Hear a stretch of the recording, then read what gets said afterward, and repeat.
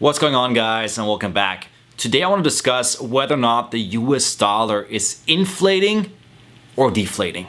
I know this has been a hot subject for debate because the US government and the Federal Reserve are printing more money than ever before in history.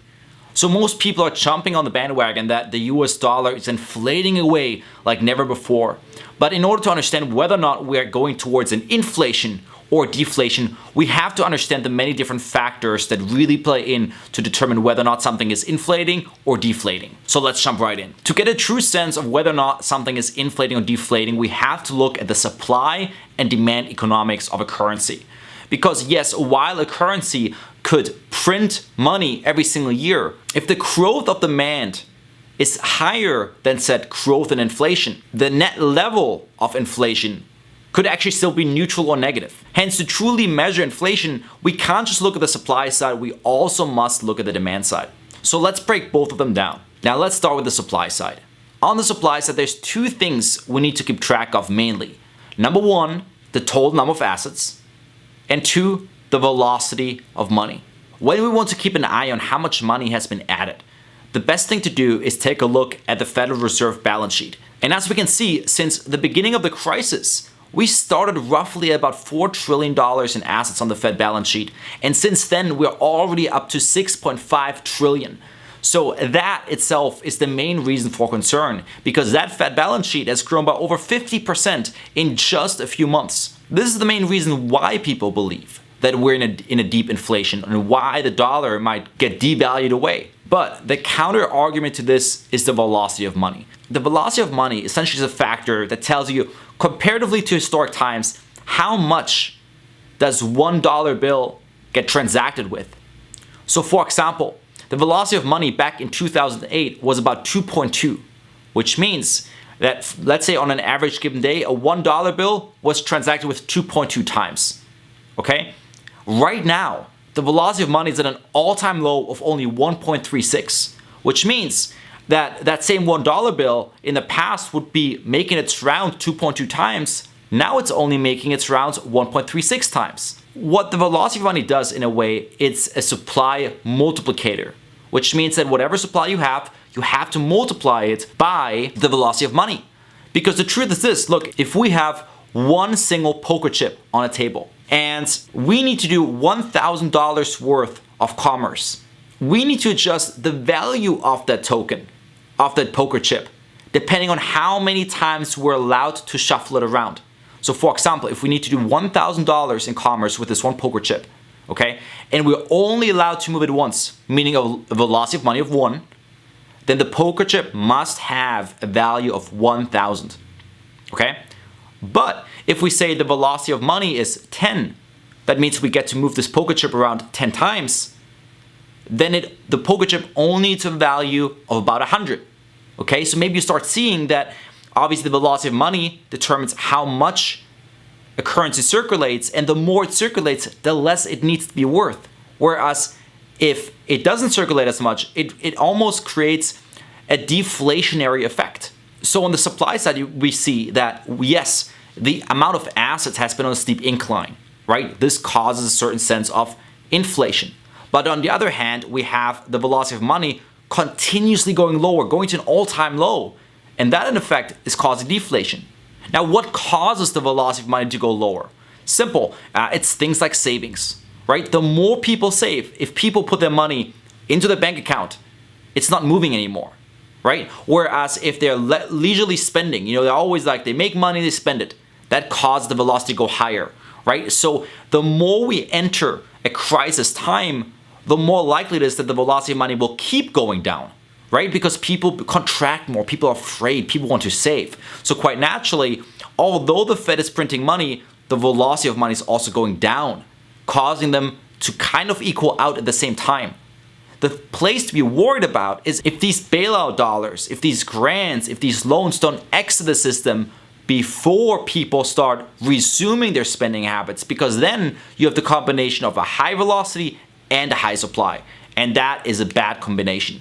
Now, supply in and of itself is not the end-all be-all, because let's say, for example, you have a huge supply of an emerging market currency that nobody really uses outside of that emerging market, That is horrible. That emerging market currency will likely hyperinflate away. This is something like we saw in Zimbabwe or Venezuela, you name it. But when we talk about the US dollar, we have to understand that there's a huge demand for US dollars on the global scale. Because according to the Bank for International Settlements, right now there's about $12 trillion in foreign held debts outstanding that are denominated in US dollars. Okay, now that might sound like a lot of complicated words, but what it essentially means is, imagine the following. You have Japan owing Germany, meaning two foreign countries owe each other US dollar balances. The difference is that if, for example, the US government owed somebody US dollars, and if they're in a pickle, they can just print US dollars, and they can literally print the problem away. Same thing is, if a US company owes somebody US dollars, yep, the Fed can still jump in and help them out. But if two foreign entities owe each other US dollar balances, and all of a sudden their local currency loses value faster than the dollar, like let's say for example the yen is devaluing against the dollar, or the euro is devaluing against the dollar, which by the way, almost every single currency except for maybe the Swiss franc has been devaluing against the US dollar over the last 10 years. And when that happens, all of a sudden, these foreign debtors realize, wait a second, I owe somebody else dollars, right? I owe somebody $1,000. Now, back in 2008, for example, I could have paid $1,000 with 600 euros. Now, today, that same $1,000 debt costs me 900 euros. Okay, why? Because the exchange rate between these foreign currencies changes as all the other currencies are devaluing against the dollar. So what quite naturally happens is that as the dollar is getting stronger against almost any other foreign currency, more money is flowing out of foreign currencies into the US dollar, because the US dollar denominates about 70% of all the debts that are out there, and the US dollar is considered the global reserve currency. So in times of crisis, when people are concerned about currency failure, the dollar is the last currency they're worried about. People are worried about emerging markets. People are worried about the euro. People are worried about so many other currencies. But the dollar is most likely going to be one of the last few standing. Ergo, the demand side is ramping up because all these people have US dollar denominated debts, which force them to start buying up dollars while they can still afford them. Because the true risk comes when their local currency fails, but they have dollar denominated debts. So to summarize, the idea of the US dollar inflating is a lot more complex than most people lead on to be.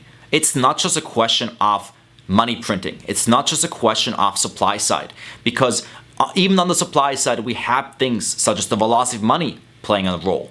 And even when we include the entire supply side, we also have to take a close look at the demand side. Who is buying? Why would people leave foreign currencies to go into dollars? Why would people leave equities to go into dollars? Because as long as there's an increase in demand, that can equal out the growth in supply. Because what we truly realize is that when the big crash happened in March, it was a liquidity crisis. There was not enough dollars to go around, so everybody was fleeing assets. Everybody was fleeing almost anything imaginable, from currencies to commodities to crypto to equities, you name it. They are fleeing all these assets and going into the dollar.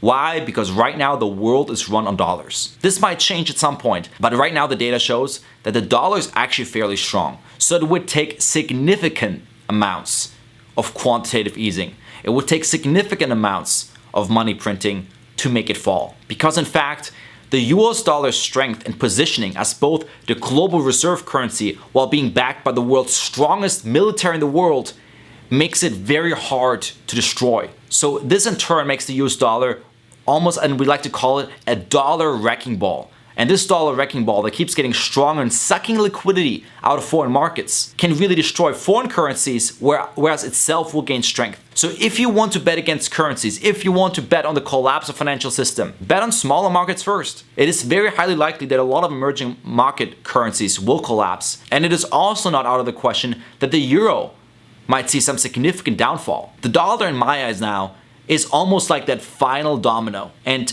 if that final domino falls, the world truly is in trouble.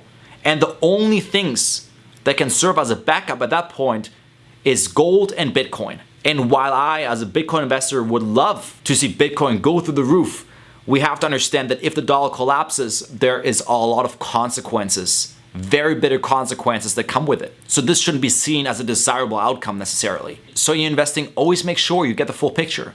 Because while we might focus on that one aspect of money printing, we might miss all the other factors that also affect it. Guys, I hope you found this video valuable again. I love to do these for you guys. And if you want to learn more from me, go check out the link in the description where I have a link to my program. I've been running this academy for over 3 years now. We've been doing this for a long time. We've helped a lot of people where I can help guide you both in the world of cryptocurrencies and global macro analysis so that you can succeed more effectively in your investments. And if you ever have any questions for me, just leave a comment or shoot me a message on Instagram. And as always, don't forget to like and subscribe. I'll see you next time. Have a good one.